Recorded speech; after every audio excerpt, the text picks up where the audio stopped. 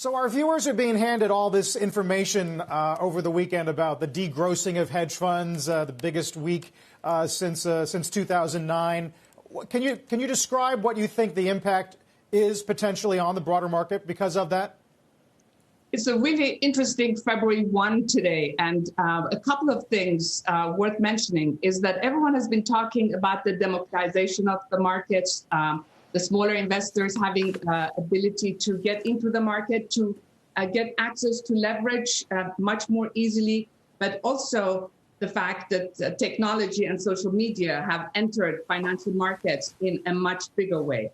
The really interesting thing I thought that we've been hearing more recently is that it was not just the small investors who have been taking advantage of the run-up to GameStop.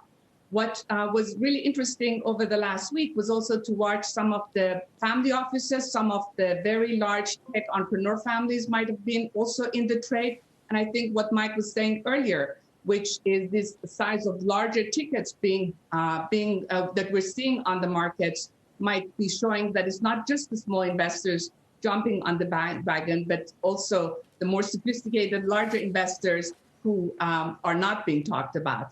I think the really, really important thing is probably the Biden economic team and the new regulatory team are probably watching this very carefully, because finance is supposed to be becoming more inclusive.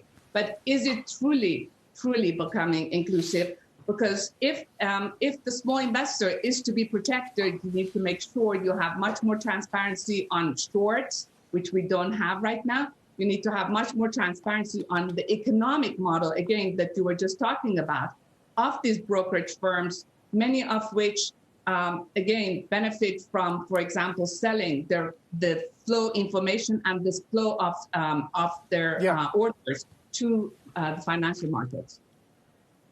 Right. Does that whole stew of retail involvement, when you combine it with rich valuations, you combine it with the hopes for earnings that appear to be even higher than companies are delivering, does that make the market feel toppy for you right now?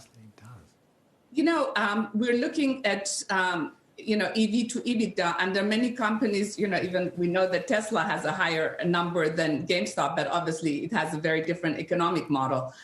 You're seeing a lot of really interesting movement in a lot of the more impactful energy stocks, right? In the renewable stock market, there were some corrections in January.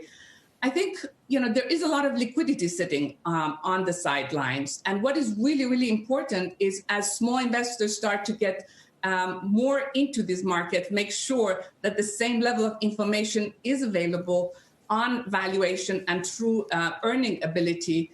But no question that the forces that are pushing the market are not just economics 101. It's not just supply demand. It's not just what we were used to before. And we need to start being much more aware of these other forces.